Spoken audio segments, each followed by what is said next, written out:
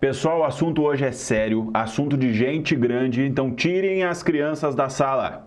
A gente vai falar tudo o que precisa ser falado, não vamos ter papas na língua aqui, vamos tocar no ventilador. Vocês devem estar acompanhando as notícias, mas a gente tem duas empresas gigantes no Brasil que estão à beira do colapso, na beira de pedir recuperação judicial das suas dívidas. A recuperação judicial nada mais é do que quando a empresa levanta as mãos para o alto e fala: eu desisto, eu jogo a toalha, eu não vou conseguir pagar as minhas dívidas, me ajudem aqui, senão eu vou calotear todo mundo. E essas duas empresas que eu tô falando, pessoal, é a Braskem e a Ambipar. Então, nesse vídeo de hoje eu vou contar para vocês como a quebra dessas duas empresas vai impactar no mercado de renda fixa como um todo. Porque se você tá achando aí, ó, que só porque não tem investimentos direto nessas empresas você passou batido, muito pelo contrário, meu amigo. A gente tem que saber qual é o impacto generalizado quando uma quebra de uma empresa nessas proporções ela acaba trazendo no mercado de renda fixa. Que você tá achando aí que só porque não tem ações dessas empresas diretamente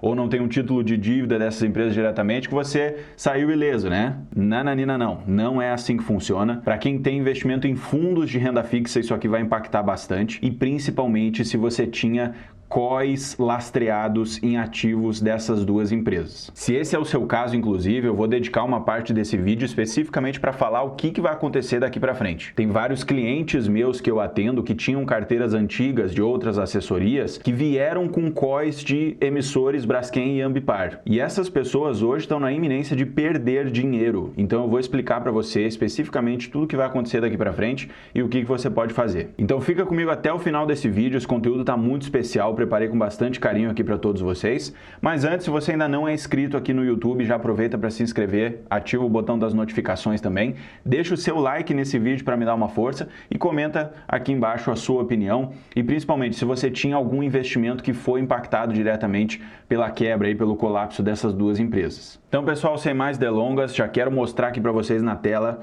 portal Bloomberg. Notícia: Braskem queda de até 80% dos bonds expõe crise financeira da ex-campeã nacional. O caso da Braskem, pessoal, ele já era um caso conhecido de vários e vários anos, né?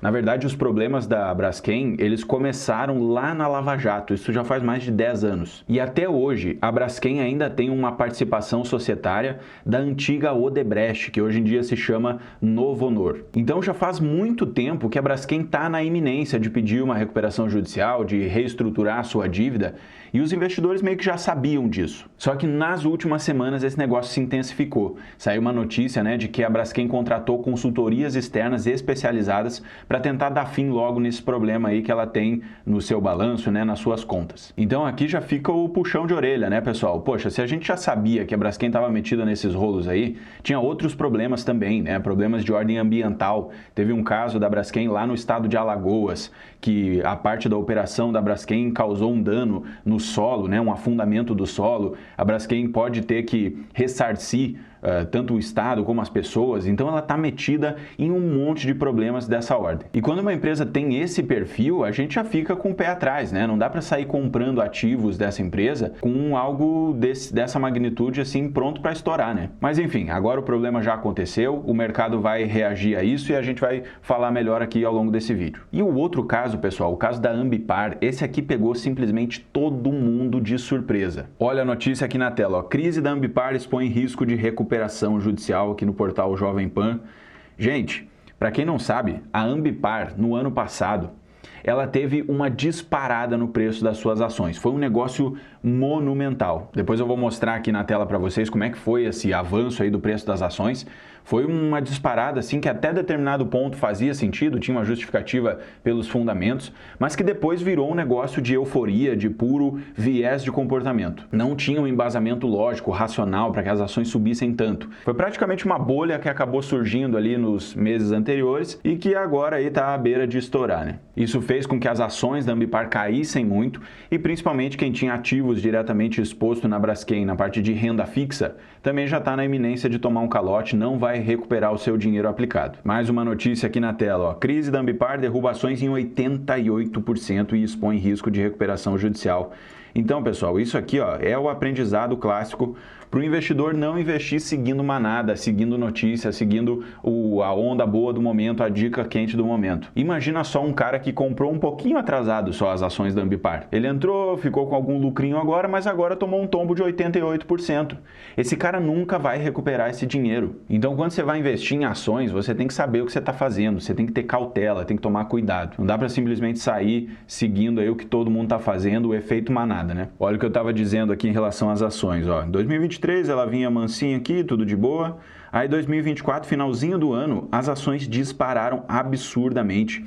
A Ambipar até teve que fazer um split das ações, né? Hoje cada uma das ações está valendo 91 centavos, mas no passado ela chegou a valer R$200, algo nessa magnitude aí.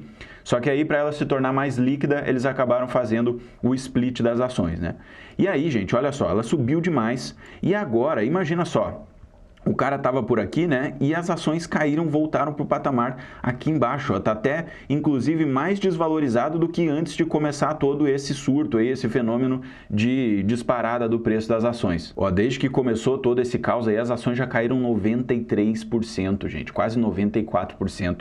Então é muita coisa, realmente a empresa aí está na beira do colapso, está em crise. E isso aqui tem tudo a ver com a questão das dívidas da empresa. Agora que eu dei um pouco de contexto do cenário, eu vou explicar o que causou esses negócios aqui e como é que isso aqui funciona dentro da contabilidade dos negócios. Tanto nos casos da Ambipar como da Braskem, as duas empresas tinham dívidas no exterior. Isso acontece por uma série de razões, né? A empresa toma uma dívida lá fora porque é mais fácil, porque é menos burocrático ou porque custa menos. Aqui no Brasil a gente tem uma taxa de juros muito alta, né? E muitas vezes essas empresas têm negócios no exterior, então tomar uma dívida denominada em dólares não é um problema. E foi exatamente o que aconteceu aqui. Tanto a Braskem como a Ambipar, elas tinham bonds, né? Que são esses títulos de dívida emitidos no exterior e que são pagos em dólares. Só que aí, conforme o tempo vai passando, a empresa ela precisa gerar fluxo de caixa para ir pagando, amortizando e pagando os juros dessas dívidas. Só que se em algum momento o fluxo de caixa ele quebra, a empresa não tem dinheiro para pagar, seja por razões de solvência ou de liquidez, ou porque não gerou caixa suficiente mesmo. A partir do momento que os pagamentos são encerrados, a empresa levanta a bandeirinha e fala, gente, não deu para mim. E é nesse momento que as agências de risco, elas olham para essa dívida das empresas e elas falam, olha, as duas empresas lá provavelmente não vão pagar esse negócio, elas vão dar um calote. Então, o investidor que tinha um ativo desse na mão, um papel desse na mão, ele vai ver uma marcação negativa, é a chamada marcação a mercado. Quando isso acontece, a marcação a mercado de um título desse, ela já toma uma desvalorização na hora. Porque esse preço do papel, ele tem que representar o risco de crédito. E essas empresas agora estão com risco de crédito altíssimo. A probabilidade delas darem um default é muito alta. Beleza, Tiagão, entendi esse negócio, tá claro aqui para mim. Mas e como é que esse negócio impacta o mercado de renda fixa como um todo? O que tu quer dizer com esse negócio? Aí, pessoal, a gente tem que mergulhar na psicologia do investidor. O que vai acontecer? O que vai passar na cabeça do investidor nessa hora? Às vezes o cara nem tem um investimento direto em Braskem ou em Ambipar. Ele tem, na verdade, outros investimentos. Ele tem uma debênture da Rumo, ele tem um CRA da Marfrig, ou ele tem uma debênture da Suzano, um CRI da Movida. N outros exemplos aqui seriam possíveis, mas de empresas que não tem nada a ver com esse caso aqui que a gente está tratando. Só que aí esse investidor, ele olha para esse contexto e ele começa a se perguntar, cara, será que eu não devia sair desse negócio também?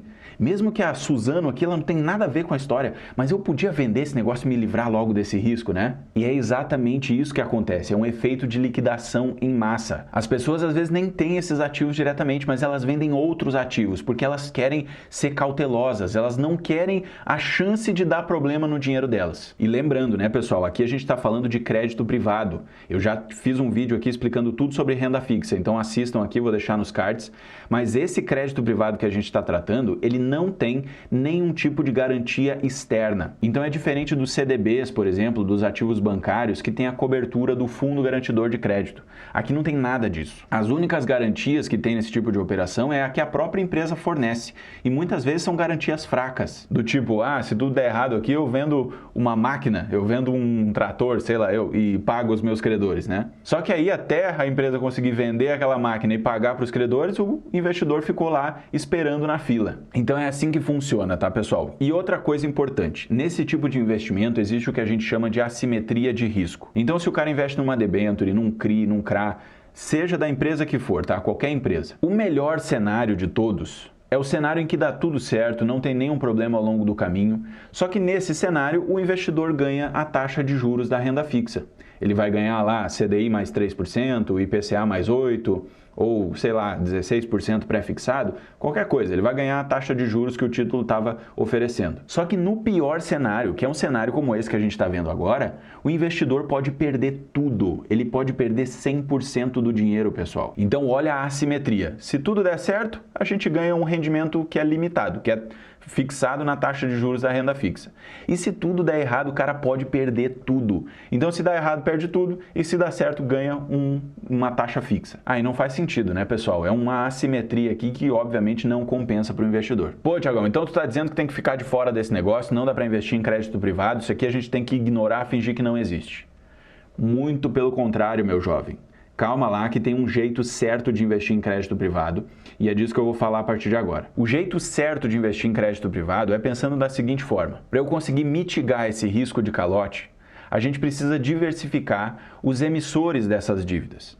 Então a gente precisa ter centenas, às vezes milhares de papéis de empresas diferentes num portfólio. Porque daí se um ou dois vão quebrar, né, ao longo do caminho, os outros 998 permanecem vivos. Então a gente vai ter um impacto muito pequenininho. Por quê? Porque o risco está pulverizado. Ele está espalhado entre vários emissores diferentes. Pô, Tiagão, mas eu tenho pouco dinheiro, cara. Eu não consigo comprar centenas de milhares de ativos. Eu sei muito bem, meu jovem.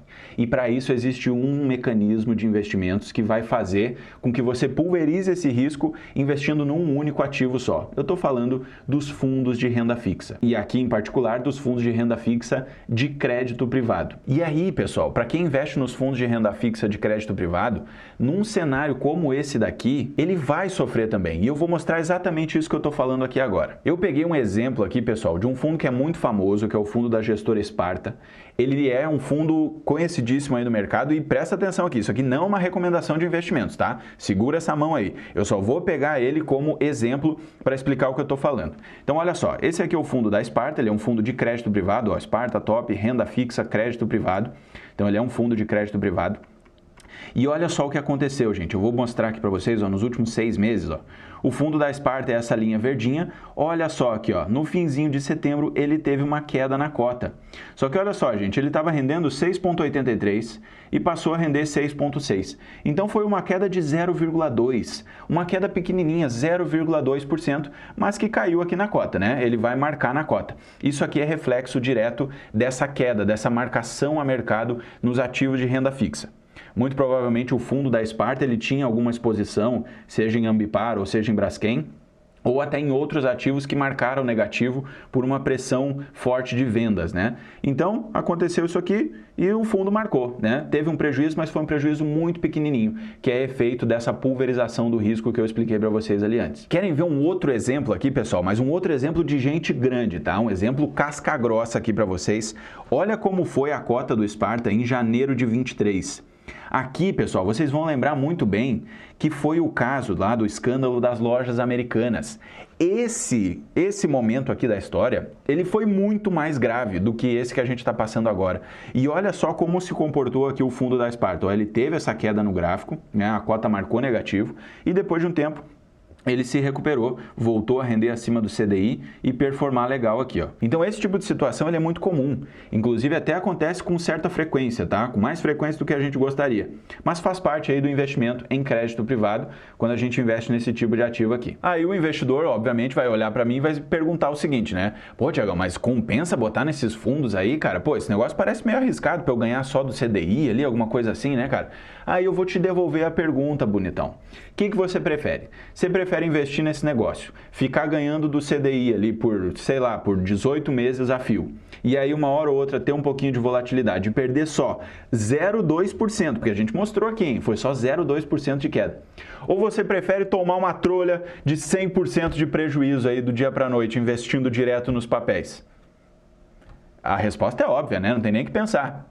Então, esse tipo de investimento faz sentido. Esses ativos aqui, eles expõem a gente ao mercado de crédito privado, a gente não descarta essa classe de ativos e, eventualmente, a gente sofre uma perda que é muito pequenininha, que é muito controlada. Ok, entendido. Agora a gente vai falar da parte séria da coisa, tá, gente? A parte casca grossa, a parte heavy metal aqui mesmo. Então, de novo, tirem as crianças aí da sala, agora a gente vai ter um assunto pesado aqui para tratar. No mercado brasileiro, pessoal, tem um tipo de investimento chamado COI, que significa Certificado de Operação Estruturada. Esse tipo de investimento ele já é muito famoso, né? O pessoal ouve falar, já fizeram vários estudos, inclusive, que mostram que o resultado esperado de um COI ele é menor do que investir no Tesouro Selic.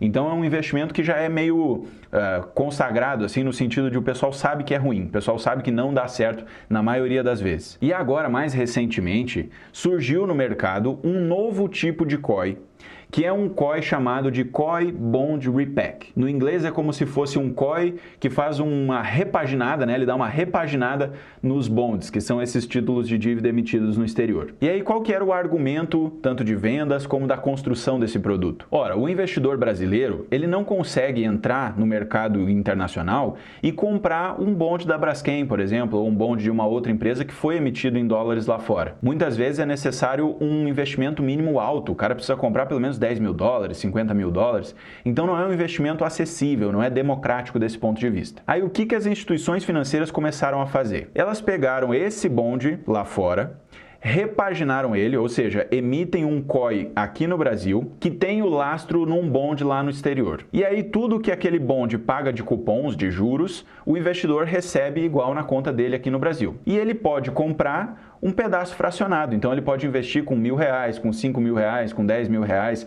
é mais acessível, mais democrático. Então é como se fosse um espelho, né? Ele pega aquele bonde lá no exterior, dá uma repaginada nele aqui no Brasil e o investidor compra esse negócio repaginado, né? Essa que é a lógica. E aí lá na carteira de investimento do investidor vai aparecer COI Braskem ou COI Ambipar. Muitas vezes ele vem acompanhado lá do prazo de vencimento, do emissor ou até da data de aplicação, algumas vezes também, mas é lá que aparece assim na sua carteira de investimentos, tá? É o COI e o nome do emissor. Só que aí, gente, diferente da maioria dos outros COIs, que não é esse aqui especificamente, os outros COIs, via de regra, eles têm um negócio chamado de valor nominal protegido.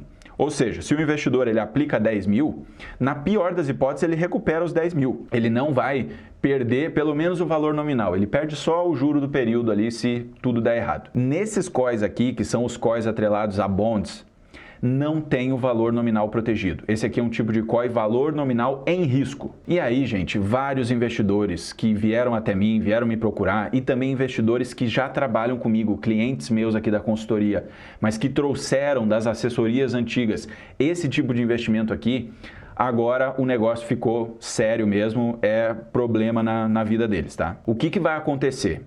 Como a Braskem e a Ambipar estão na iminência de dar um calote da dívida, o mercado já reprecificou esses bonds. E isso aciona um gatilho aqui nesses emissores de COI de devolver o dinheiro, pelo menos uma parte, para o investidor. Então quem tinha os COIs da Ambipar vai receber cerca de 7% do valor aplicado. Olha o que eu falei, pessoal. 7% do valor aplicado. Então eu estou dizendo que se o cara aplicou 10 mil, ele vai resgatar R$700. Ou seja, ele perdeu 9.300. Claro que ao longo do caminho ele recebeu juros, recebeu cupons, então no total ali no agregado é um pouco mais. Mas ainda assim, pessoal, um prejuízo de mais de 80% do valor. Aí realmente não compensa, né? O negócio é fora da caixa. E no caso da Braskem é um pouco menos pior, tá? O valor que o investidor vai receber vai depender da emissão do bond lá da Braskem, mas vai ser algo entre 35% do valor aplicado e 70% do valor aplicado. De qualquer forma, também é um prejuízo considerável, né? E aí, pessoal, nesse caso aqui, infelizmente, não tem o que fazer.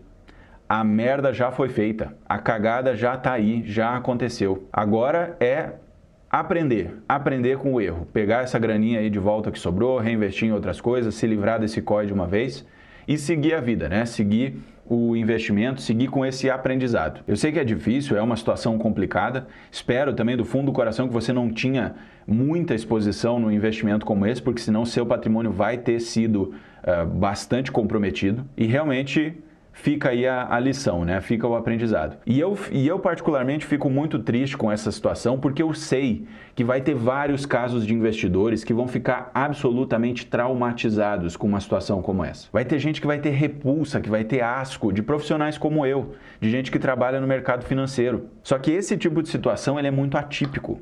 E o investidor ele tem que trabalhar com pessoas de confiança, com pessoas que saibam o que estão fazendo, com pessoas que não tenham somente o incentivo de empurrar produto, de bater meta, de vender investimentos que não fazem sentido. Então, para mim, fica um duplo trabalho, né? De consertar a cagada e depois de recuperar essa credibilidade aí que vários profissionais acabam comprometendo. Então, meus amigos, recado final aqui desse vídeo. Se esse aqui é o seu caso em particular, procura o seu assessor, conversa com ele. E se você já não confia mais nele ou quiser uma segunda opinião, pode entrar em contato comigo, o link está aqui na descrição. A gente vai bater um papo sobre isso, vai tentar entender as alternativas, ver o que pode ser feito.